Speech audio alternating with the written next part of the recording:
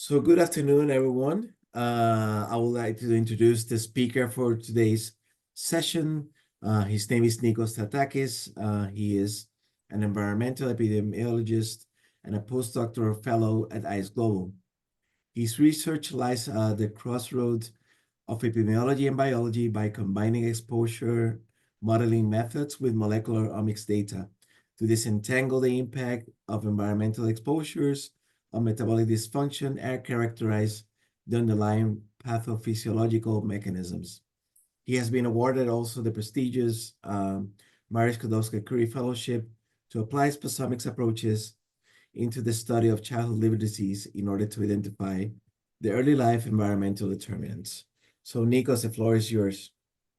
Thank you very much, Rodney, for the introduction. And just to make sure you can see the full screen, Yes. fine, and we can proceed.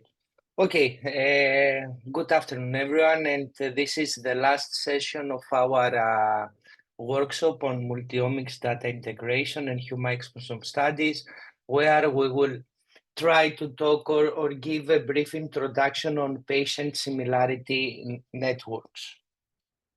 So let's start by answering the basic questions. What are patient similarity networks and why they are being used? So PCNs, as they are called by abbreviation, they are computational frameworks that represent relationships among patients by analyzing their similarities. These similarities are calculated using various metrics applied to medical data, such as clinical features, omics profiles, or imaging data. In this network, each patient is a node, and the connection or edges represent how similar they are based on their data. So why PCNs are useful? Their main goal is to identify and understand patterns among patients. This makes PCN a powerful tool in healthcare, particularly in the era of precision medicine. Because as we know, precision medicine aims to move beyond the one-size-fits-all approach by tailoring treatments to each patient's unique characteristics. So subdividing patients into subgroups that are homogeneous in terms of biology, disease progression, and response to treatment supports the goals of precision medicine. And while the term precision medicine is relatively new, this concept aligns with traditional medicine enriched by more detailed and abundant patient data, such as the multi-omics data. And an early example of this approach, it dates back to the early 1970s, when improved phenotyping allowed researchers to distinguish autism spectrum disorders from schizophrenia, highlighting the importance of precise diagnosis. So achieving the precision medicine goal of getting the right treatment to the right person requires integrating all available data, genetic data, genomic data, physiological data, and other clinical profiles in order to be able to identify possible diagnoses and understand disease trajectories. So PCNs are very important for this task because they can leverage all this type of data. They have also an advantage over traditional machine learning approaches because we know that the latter usually lack interpretability, while PCNs, on the other hand, they provide an interpretable framework that aligns closely with how clinicians can make decisions, clustering or classifying patients based on their shared characteristics. So some applications for this type of networks in precision medicine are for disease subtyping, where PCNs can cluster patients with similar characteristics, leading to the discovery of previous unknown disease subtypes. And this is vital for designing targeted treatments for conditions like cancers, asthma, or other immune disorders. Another application of PCNs is the personalized treatment, where by comparing a patient with others who have similar profiles, PCNs can guide treatment decisions. For example, if a group, let's say, if a group of patients responded well to a specific therapy, a new patient with a similar profile might benefit from the same approach. Another application is the outcome predictions, where the PCNs can help predict outcomes like survival, complications, or treatment successes by analyzing the trajectories of similar patients. And finally, it is another application is drug discovery, where PCNs can reveal similarities in genetic or molecular profiles, aiding the identifications of drugs that can be repurposed for new indications or specific patient subgroups. So, in summary, PCNs are very important tools that align with the goals of precision medicine. And by making the patient data actionable, they enable clinicians to deliver the right treatment to the right patient at the right time. Now that we had this introduction about the PCN, let's take a closer look at how they represent patients and their relationships. So in a PCN, in this network, each patient is represented as a node, and the edges between nodes indicate the level of similarity between those patients.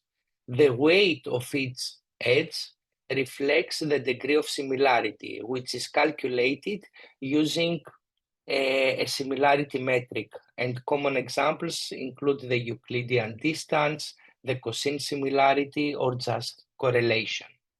And the structure of the network visually and quantitatively represents how closely patients are related based on their data. To construct these networks, we can rely on different types of patient data. And examples include clinical data, such as demographics, medical history, diagnosis code, lab results, imaging data, etc. We can use genomic data, including gene expression levels or epigenetic modifications. We can include other biomarker and omics data like proteomics, metabolomics, and in general, any biomarker that reflect a biological process.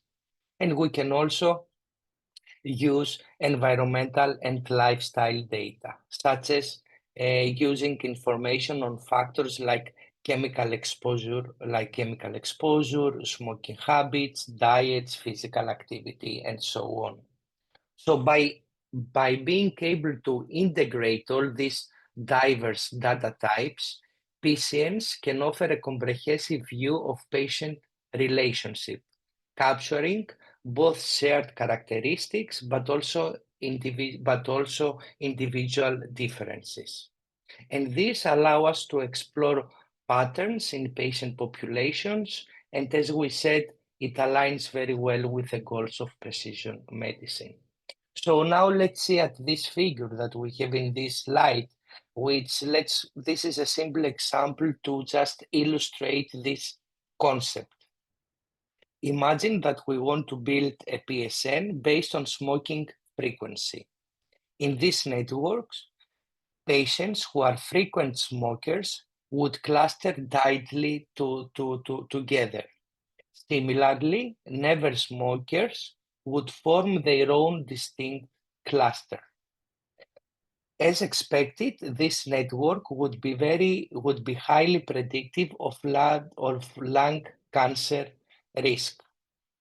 So lung cancer patients would likely be enriched in the smoker region, while healthy individuals would cluster in the never smoker region.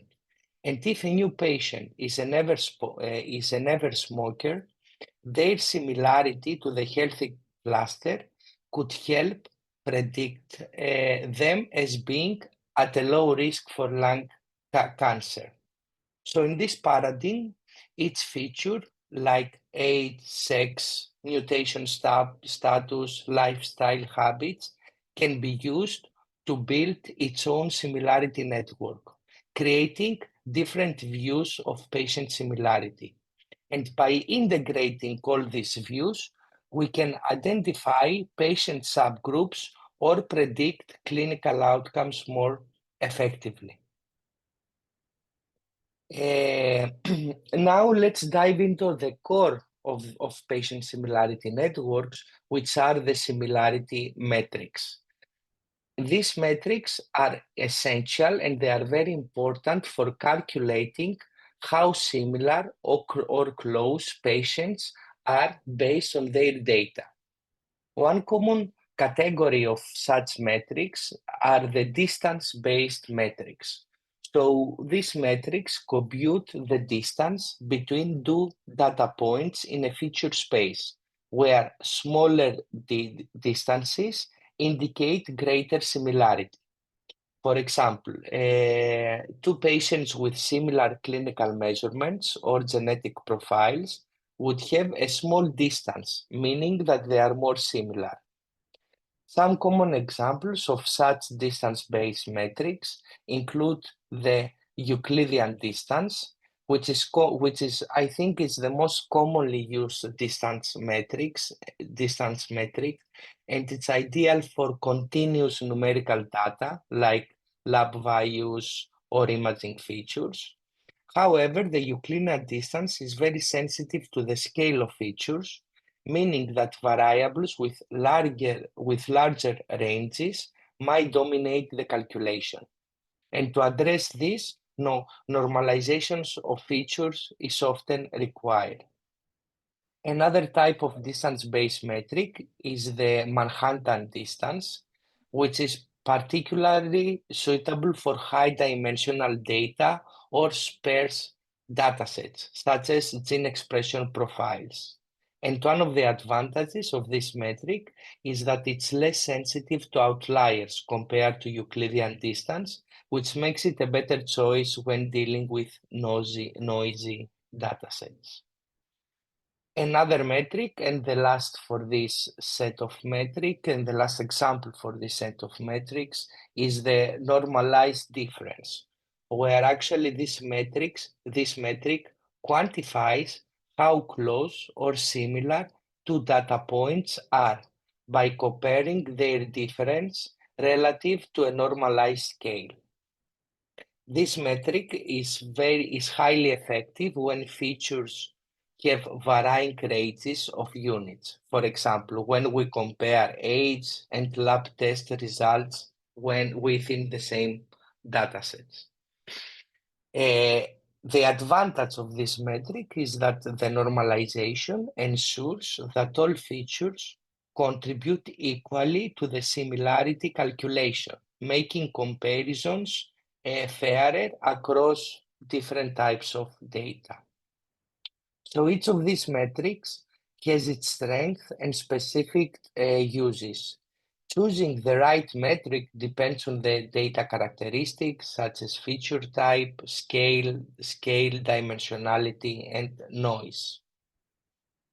To sum up regarding their advantages and disadvantages of distance-based metrics, they are very straightforward to compute. They are particularly effective for numerical data, making them a natural choice for many datasets. However, some of their challenges is that they often assume linear relationships between features, which might not be always hold true in complex medical data. Additionally, distance-based metrics may not effectively, as we said, may not capture nonlinear patterns or relationships. So understanding these advantages and their limitation can help us choose the right metric for a given dataset and problem that we want to tackle.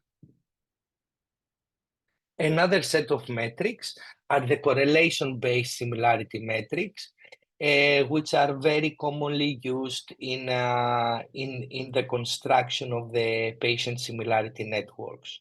So unlike distance-based metrics that focus on absolute differences, the correlation-based metrics evaluate the relationship between variables or how similar their patterns are. Examples include the Pearson correlation, which this metric measures the linear relationship between two variables and is commonly applied to continuous data, such as longitudinal lab results. However, one of its limitations is that it assumes linearity, so it may not capture completely more complex associations. Then we have the Spearman correlation, which is actually a rank-based metric that evaluates how well the relationship between two variables can be described by a monotonic function. And it's ideal for ordinal data or datasets with nonlinear relationships. And one of the advantages of Spearman correlation is that it's robust to outliers and can capture more complex relationships compared to Pearson correlation. And the last example is the Kendall's tau, which measures the concordance between the ranks of two variables. This metric is very useful for small data sets on or when we are primarily interested in rank consistency rather than magnitude. So overall, some of the advantages of the overall advantages of these correlation-based metrics is that they are highly effective for identifying relationships between variables rather than absolute magnitudes. They are particularly useful for high-dimensional data, such as genomics, where patterns often matter more than the individual values. And regarding their limitation is that they are sensitive to noise, as most of the multi-omic approaches that exist. Now, this is my last slide regarding the similarity metrics. There are very many different types of metrics, and here I just mention a few just to give you an idea of it. So now let's talk about the kernel-based metrics, which are particularly powerful for capturing non-linear relationships in the datasets.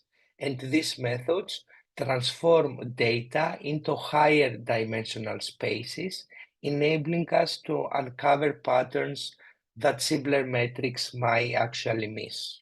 And examples of the kernel-based metrics are the Gaussian kernel, which is widely used for data with complex nonlinear structure. And it works very well in cases where the relationship between features is not so straightforward. We have the polynomial kernel, which is very useful for capturing polynomial relationships, where the interactions between variables are important. And we have also the sigmoid kernel, which is inspired by neural networks. And this kernel is particularly suited for datasets where nonlinear boundaries exist between cluster or categories.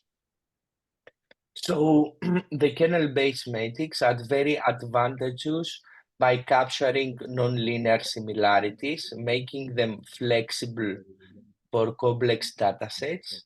And these methods are highly adaptable to diverse types of data and relationships. Some of their challenges is that they often require very careful parameter tuning, such as selecting the appropriate parameters which might affect their performance. And additionally, they can be computationally expensive, especially when they are being used for large data sets because of the complexity of transformations needed into the higher dimensional spaces. Next, we have the cosine similarity, which is another widely used metric for calculating similarity between data points. And actually, the cosine similarity measures the cosine of the angle between two vectors in a multidimensional space. So it doesn't focus on the magnitude of the vectors, but rather on their orientation or direction. And this metric is particularly useful for high-dimensional data, such as text data, where representing as word embeddings, sparse matrices, where most elements are zero, and as well as binary indicators, like the presence or absence of certain features or conditions.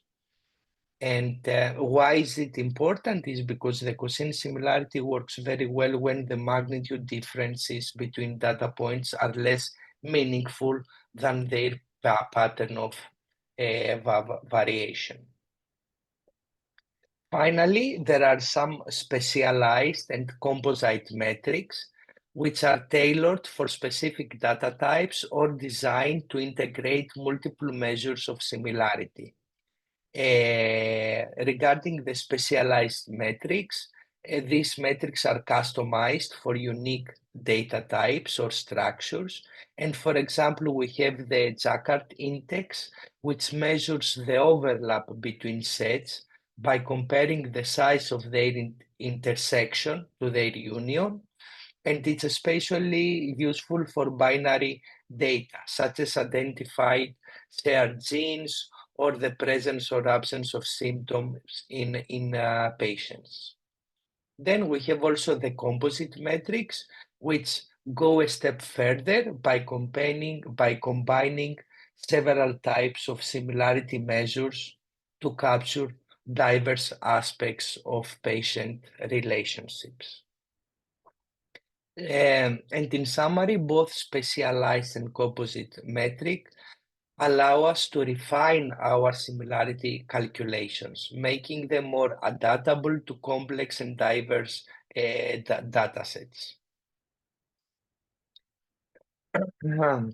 Moving on, this table provides an overview of various data types, data sources, and the corresponding similarity measures or methods that have been used in PCNs. This and here it is highlighted how different metrics are matched to specific types of data to ensure actually meaningful comparisons. Let me walk you through some key examples. For instance, for binary data, like ICD-9 diagnosis codes, the Jacquard similarity has been used, which measures the overlap between sets. For continuous data, for clinical data, for instance, cosine similarity is commonly used to capture patterns in high-dimensional features, while for other types of data like microRNA expression data, metrics like Pearson correlations are employed to account for linear relationships and feature variability. Now for categorical or discrete data, such as tumor states, we can use the normalized difference or other techniques like chi-square distance, which is ideal for discrete variables like grouped counts or questionnaire scores. For multimodal or complex data, it is important to know that when integrating multiple data types such as microRNAs, mRNAs, DNA methylation, scaled exponential kernels can be effective for capturing nonlinear relationships. So this overview, what exactly does it tell us? What is the main take-home message from this table? Is that the choice of similarity metrics is highly dependent on the data type and context. And by carefully selecting the appropriate metric, we can ensure that the relationship captures in the network are both meaningful and interpretable. And this table actually illustrates the versatility of PCNs in having diverse data types and emphasize the importance of aligning similarity measures with the underlying dataset characteristics. And we can, as we have seen in this table, is that there is no one-size-fits-all similarity metric. Each metric should be carefully chosen based on the nature of the dataset and the intended application.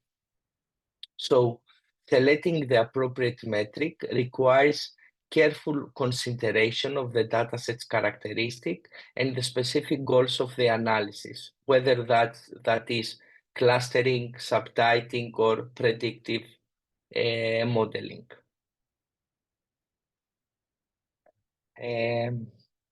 Moving on, in this slide here, I present a schema of the main taxonomies proposed in the literature for categorizing multimodal integration methods.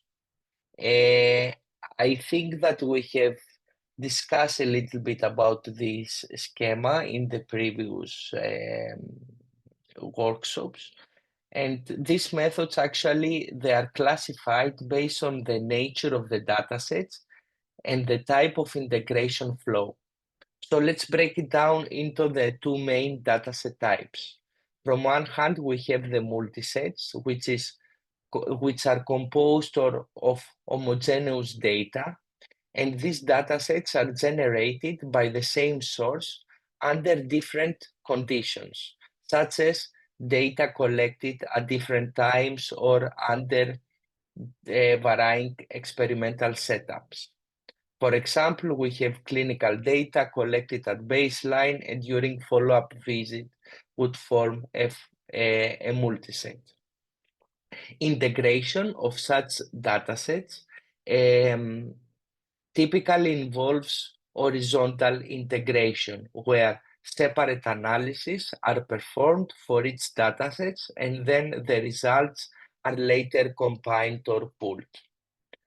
For the multimodal data or for the heterogeneous data, we know that these datasets come from different sources and they have varying semantics, types, and dimensions. Examples include, for instance, combining clinical, genomic, and imaging data at the same time. Usually, integration in this type of datasets follows a vertical integration flow, which further can be categorized into two approaches: the hierarchical vertical integration, which uses biological or domain-specific prior knowledge, such as regulatory mechanisms or pathway information, to structure the integration process. And while this approach is powerful, it is tailored for specific applications and may lack generalizability. So, and the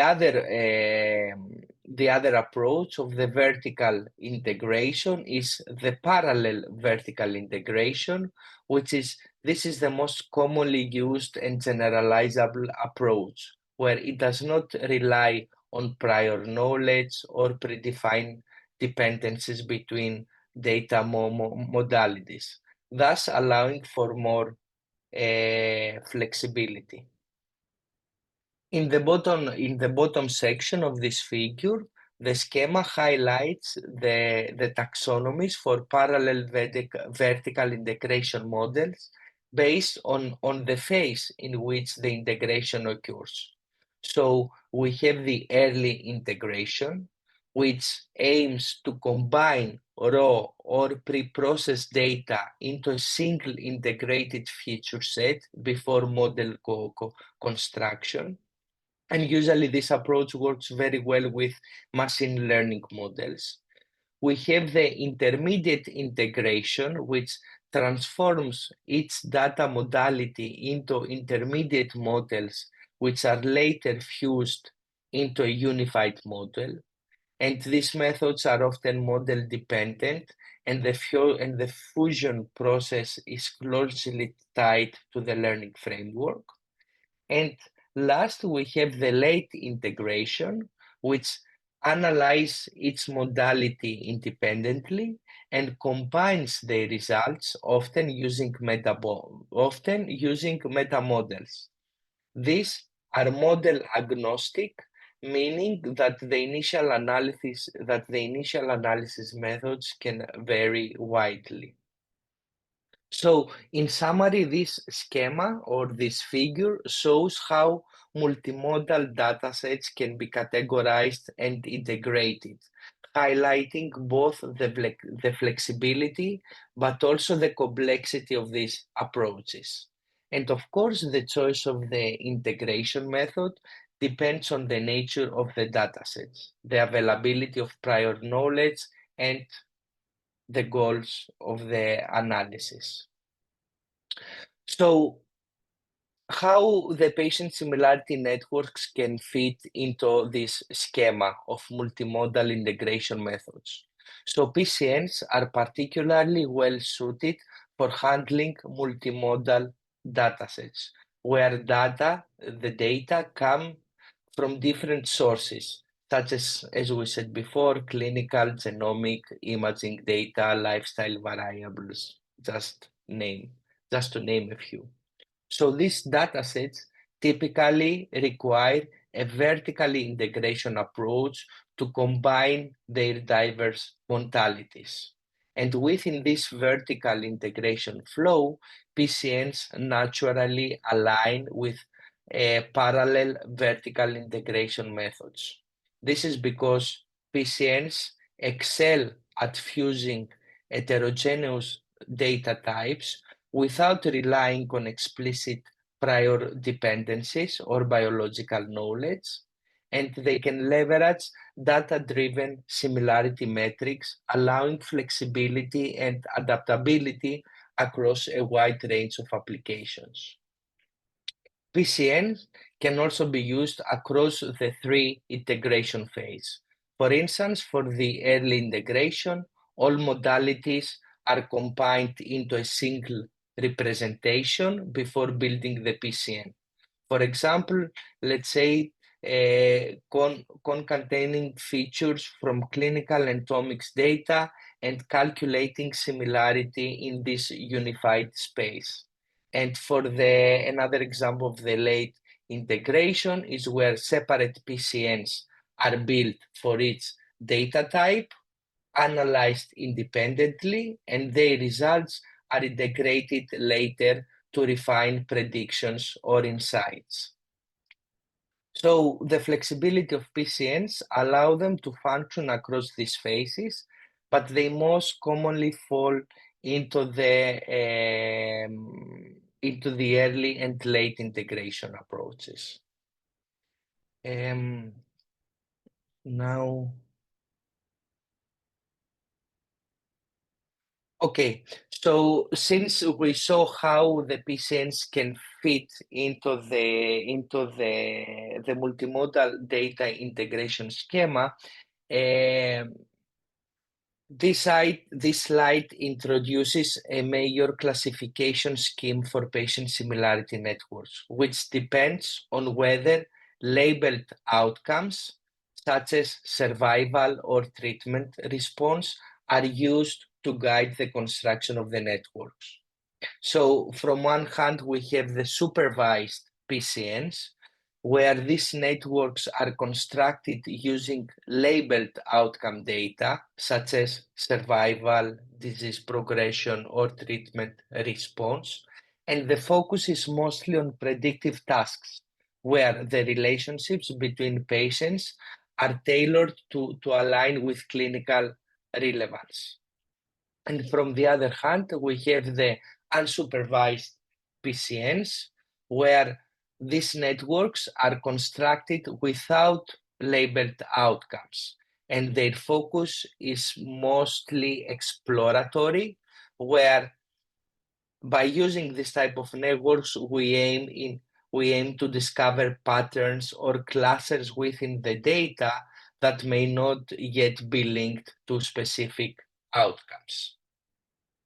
So a key distinction in this categorization is that the supervised PCNs are inherently outcome-driven, leveraging labeled data to directly inform predictions, where the unsupervised PCNs are purely data-driven, designed to uncover hidden relationships or novel subgroups.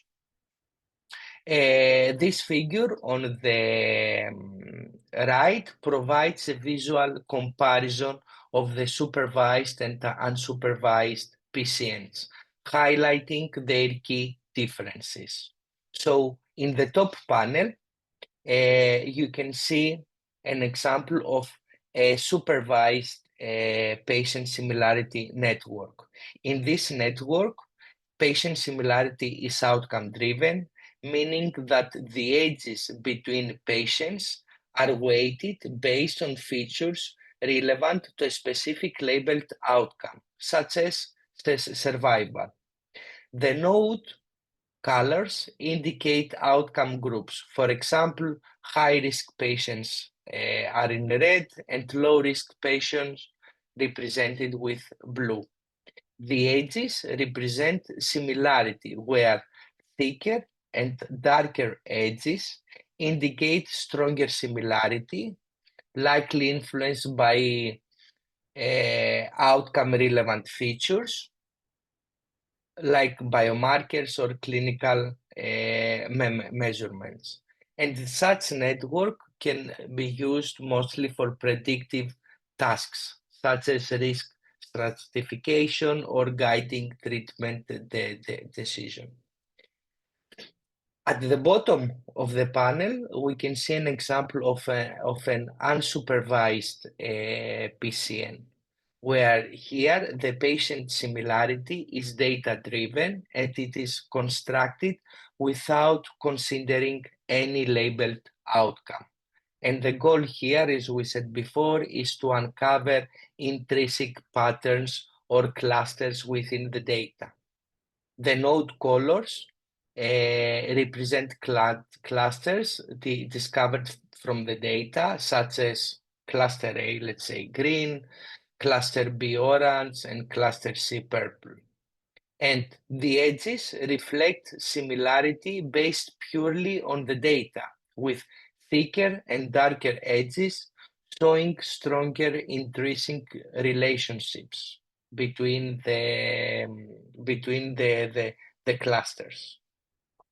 So a key takeaway message from this classification is that the supervised PCNs are mostly focused on clinically relevant outcome-specific relationships, making them ideal for precision medicine and predictive modeling, where the unsupervised PCNs emphasize natural patterns in the data, enabling discovery-driven insights, such as identifying novel disease subtypes. So this was an introductory slide. I will focus specifically on each type in the next slide, giving some examples as well. So first let's talk about the supervised patient similarity networks. As we said, they are constructed with a clear reference to a specific outcome or label. And in these networks, the similarity between patients is defined based on how their features relate to the labeled outcome. For example,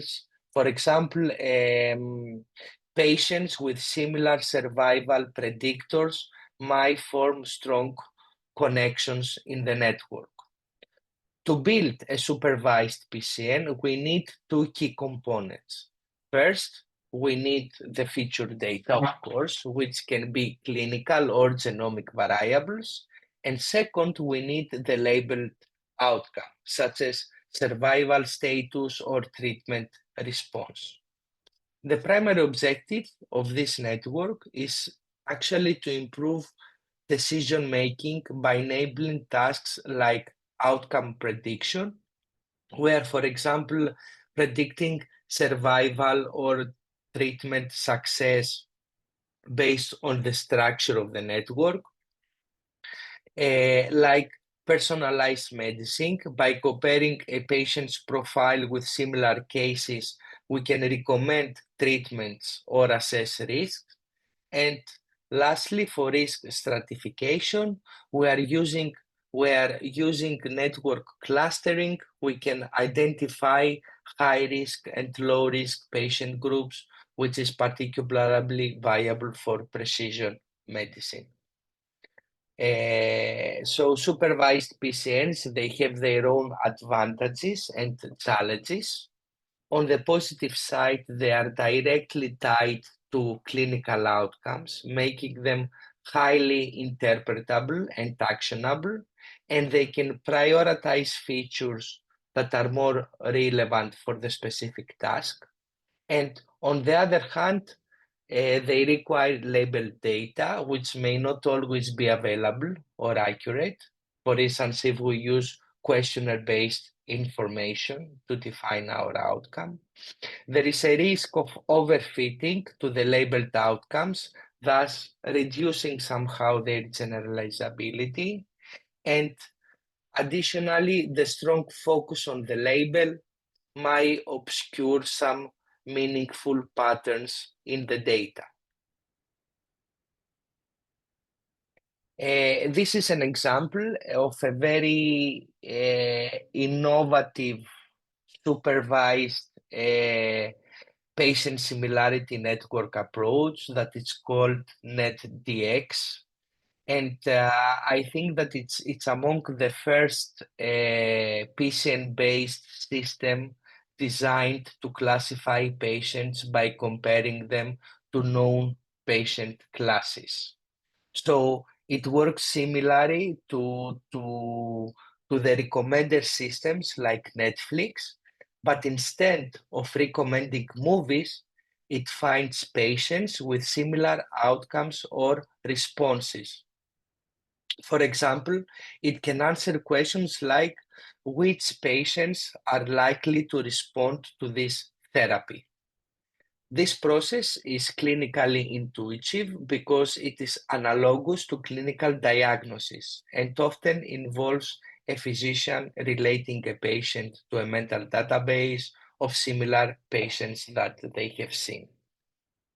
The figure here illustrates the workflow of this approach and how it uses patient similarity networks for supervised classification. So let me break it down step by step. So for panel A, we have the input data where the process starts with patient data in the form of, I don't know, clinical, genomic, metabolomic, and mutation data provided as input tables. And this is a simple example for predicting low versus high risk of disease. For panel B, we have the construction of the patient similarity networks, which with patients as nodes and weighted edges representing patient similarity by some measure. So NetX converts patient data into a set of this network and identify which networks strongly relate high-risk patients. Here can be clinical metabolomic data, and which relate low-risk patients. Feature selection is used to score networks by their ability to predict patient class. In panel C, we have the integrated network, where this approach returns several types of output, and the top scoring features are combined into a single view or network of overall patient similarity, which can be used to classify new patients based on their similarity to known patient classes. And for the panel D, we have the mechanistic insights via pathway analysis, where if pathway level features are used, such as gene sets, this approach can identify the most predictive pathways for each patient class. So in this example, pathways predictive of high risk are shown in pink, and the pathways predictive of low risk are shown in blue.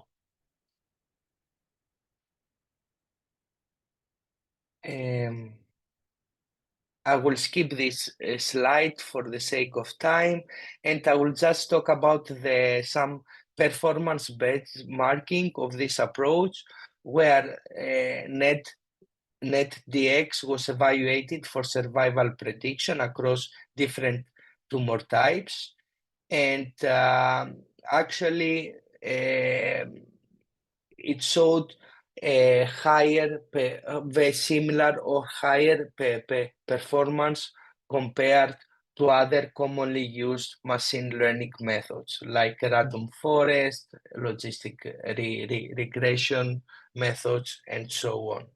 And at the end of this, at the bottom of this slide, we can see the Kaplan-Meier curves for predictive survival groups, which demonstrated strong alignment with actual survival outcomes, confirming that this approach is able to stratify patients into high and low risk groups effectively.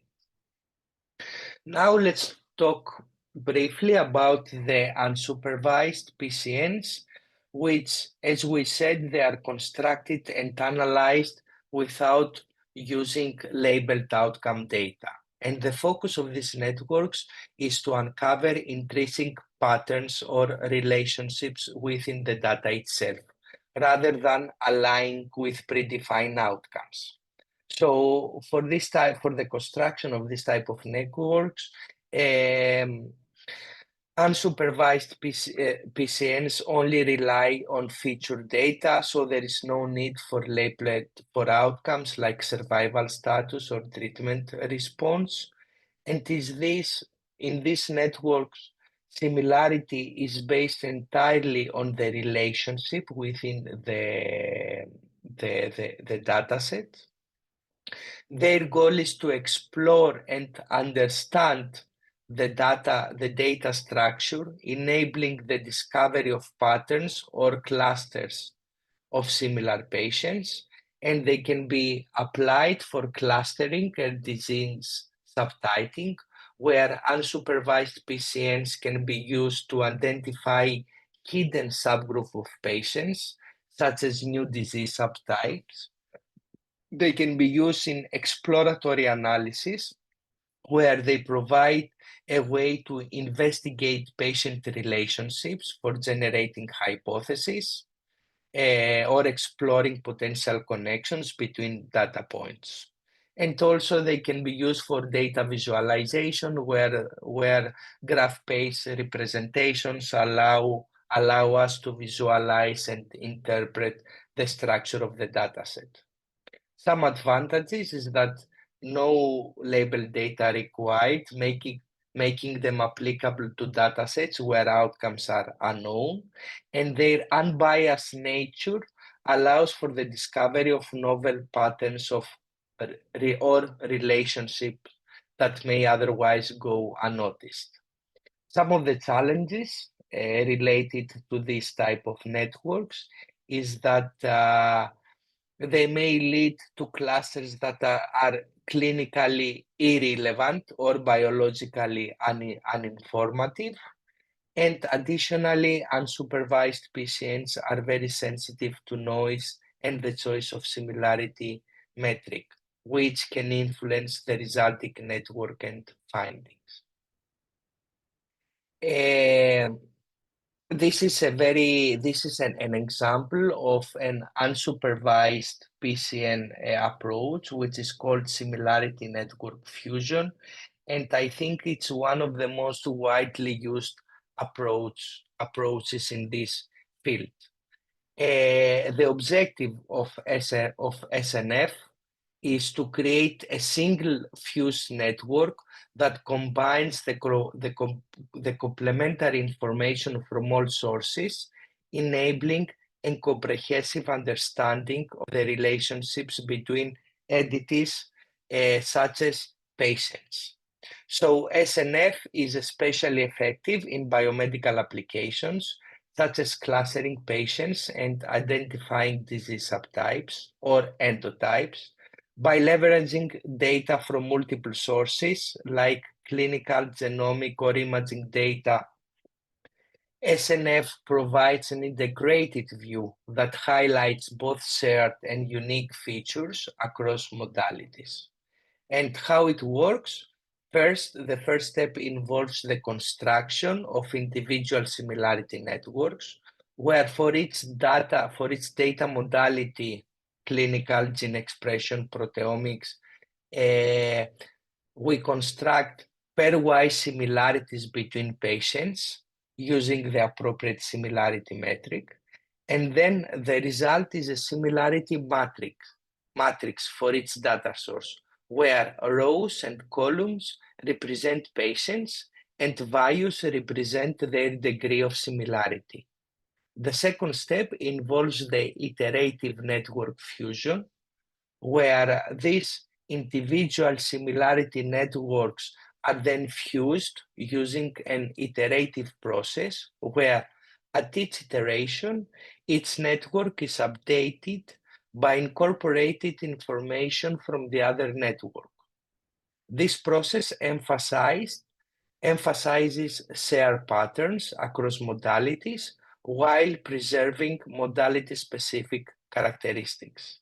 And the iteration continues until convergence, where the network no longer changes significantly.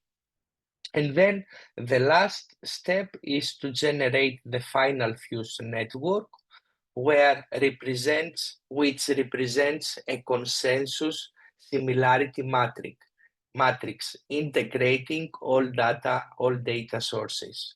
And this network reflects both the shared relationships across data types and modality-specific contributions, providing a comprehensive view of patient similarity. I see that we don't have a lot of time left. I have used an example, an R Markdown example in R, where my goal was to show you how we can apply this similarity network fusion, but I will skip it now, and perhaps we can share it with you. So to wrap up, let's summarize what we learned about the patient similarity networks and their role in biomedical research. First, the PCNs are computational frameworks that map relationships between patients based on similarity metrics. They are designed to discover patterns within patient populations and are widely applied in disease subtyping, personalized treatment, risk stratification, and outcome prediction. And they have an ability to provide actionable insights, making them a cornerstone of modern precision medicine. The success of PCNs heavily depends on the selection of similarity metrics, which should align with the type of data being analyzed and the objectives of each study. Additionally, PCNs enable multimodal data integration through methods like similarity network fusion, uncovering both shared and unique patterns across different data modalities. They can be largely classified into supervised and unsupervised networks, where the supervised ones are outcome-driven and focus on predicting outcomes or stratifying patients based on labeled data, and the unsupervised PCNs are data-driven, used for exploring idiosyncratic patterns and discovering hidden subtypes, such as new disease phenotypes. Their advantages is that they are versatile tools capable of seamlessly integrating diverse data types. They provide interpretable insights through network-based representations, making them very accessible to clinicians and researchers. They are highly flexible, supporting both exploratory analysis and predictive tasks.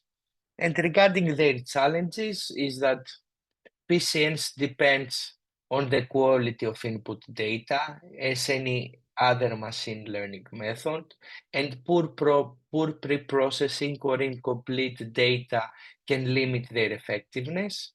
They are sensitive to noise and the choice of the similarity metric, making careful design and metric selection critical to their success. And some future perspectives regarding the use of these networks is that the future is promising, with opportunities to combine patient-level PCNs with population-level networks in order to uncover broader epidemiological trends and disease patterns. Another future perspective is to adapt these networks for longitudinal and real-time data, enabling dynamic modeling of patient trajectories and disease progression, and of course to leverage advancements in similarity metrics and fusion algorithms in order to further enhance their precision and applicability in personalized medicine. So in conclusion, PCNs are versatile, interpretable, and an evolving tool that can bridge data science and biomedicine. And by integrating diverse data sources and uncovering hidden patterns, this type of network has the potential to transform healthcare and advancing the goals of precision medicine. And here I think I will stop. And thank you very much for your time. We don't have a lot of time for questions, but we can we can reply later individually. I stop sharing my screen. Thanks, Nikos. Well, actually, I only saw one question. I don't know if you want to address this one or not, or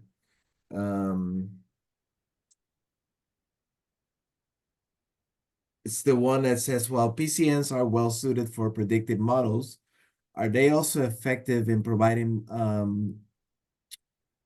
biologically interpretable insights, or are their strengths primarily limited to predictive accuracy? Yes, they are very well suited for providing biologically interpretable insights, and this is mostly the case for the unsupervised PCNs. Unfortunately, in the example that I was planning to show using an R Markdown file, we could very clearly see this, how by combining different types of multi-omic data, we could identify some key mechanism that affect the phenotype of disease. Okay, then we're gonna share the materials as well with, and we're gonna share the video of it. So we're gonna be able to provide whatever you need in terms of R scripts or whatever is needed. Thank you very much for enlightening talk. Thank you very much, and thank you very much for your attention.